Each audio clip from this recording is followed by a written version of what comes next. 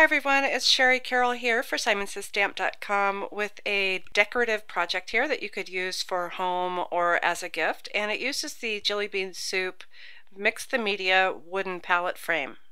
So here's the frame. It is 6 by 6 and it's 2 inches deep, and it is built like a canvas would be, but the wood is really rough and it's really kind of fun to work with. It also has a burlap string that is at the top. So I'm going to start off with these ATC cards, and these are by Prima, and they come in 2 different sizes and they're like chalkboard, and they feel kind of like a light plastic. I also have these 2 canvas clips also from Prima. And before I get started, I'm going to go ahead and peel off this label. And to glue everything down, I'll be using the Art Basics matte gel medium, and this is by Prima. And the reason why I'm choosing this is because it dries transparent and it's also matte. If I were to use something that has a gloss finish, then you might see it where it's oozed out from my flowers. So right now I'm opening my jar. It has a protective lid on the top, and as you can see all around me, I have some flowers and other things pulled out that I'm going to be using, and I'm grabbing a palette right now, or a palette knife right now, and what I'm going to do is just grab some of that gel medium from that lid. I don't want to waste any, so I'm going to go ahead and work off the lid for right now, and I'm just going to apply that to those clips. I want to use a nice heavy glue or a heavy adhesive, so the soft gel medium works just perfect for this project. So what I'm doing is just gluing down these clips, so my little piece of ATC will still be movable. I'll be able to unclip that, but you can see I have a great amount of glue coming out from under those clips. I do have in my mind kind of how I want this to look, and I've also picked out these little typewriter numbers, and I'm just going to go ahead and put out the date that I did this. And also I've cut some paper, and this is from the cartographer from Prima, and I've used the Simon Says Stamp leaf cluster die, and absolutely love this. So then I can add some leaves. Here's the paper and how it looked before and then after when I die cut it. So this project is going to be mixing some papers and other fun elements, and especially Prima flowers to get it going. So I'm going to dry fit a lot of my pieces first, and then I'll figure out where I want to put the glue.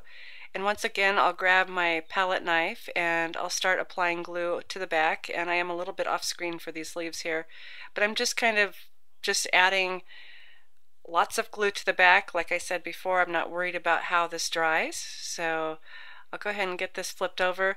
This is water soluble, so the cleanup is really nice. It's just soap and water.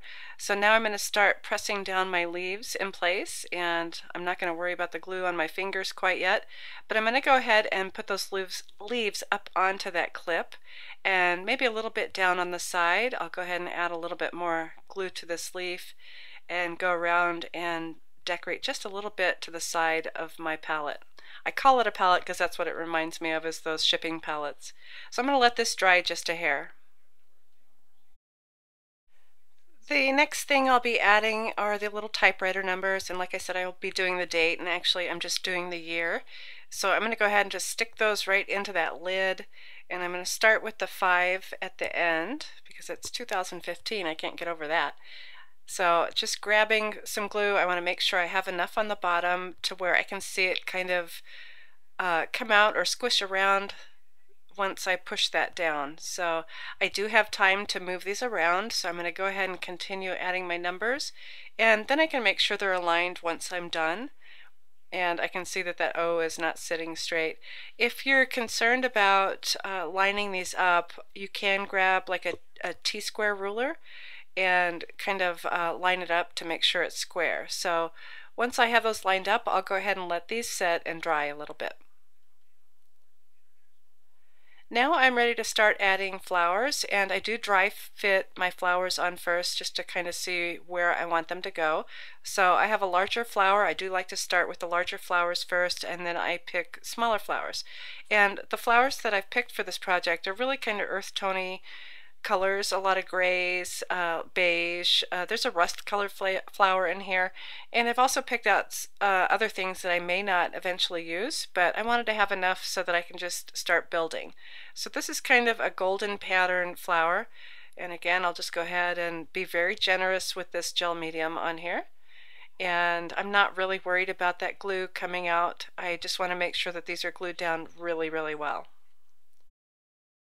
Okay, I filled in the bottom area, and at this point I'm kind of working on this top area, and this gives me a little bit of balance. So I have a larger spread of flowers at the bottom and then a smaller spread right up at the top right corner. And while I'm working with the flowers, I want to make sure that I bend all the flower petals down as I want. I'm also going to add a little bit more of the leaf cluster. So this paper is a little more like handwritten letter type, and it also has like a postal mark in it. I've kind of cut the leaves up, and now I'll just be fitting these in to where I want them, and then I'll add a little bit more glue under the leaves as I go. I really love the leaf cluster die because I can cut any paper that I want. I could also cut felt, but I wanted a more lighter color paper, so this is working out really well. And also the fact that I can use just little cut pieces and tuck them in where I want them. When I'm putting my flowers and leaves down, I'm making sure that I don't actually glue anything to that black ATC or to the clips that would stop them from being able to clip, because I will be adding something under in a little bit. So I'm adding a little bit more of these leaves down towards the bottom, so I have a little bit of a different paper look. If you're careful, you can continue working while your flowers and leaves are drying.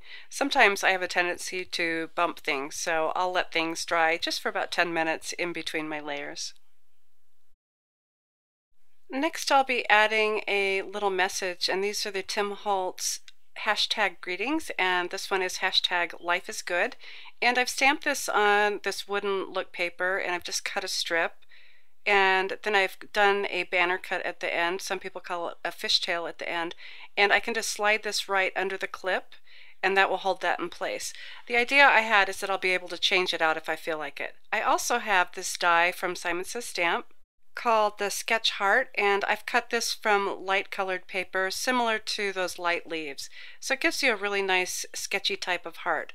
I'm going to add just a little bit of adhesive with my tape runner to one side of this, and I'm going to feed this into my message here. And actually I have that backwards, and now I have to try to figure out how to do it the other way. Get a little confused when I'm doing this. Nope, I'm going to go this way. So with that little bit of adhesive, that's just going to stick right to my greeting, and then I can move that around or change it out as I want throughout the year. This is a really super quick project to do, and I think it would be really great as a wedding gift, possibly.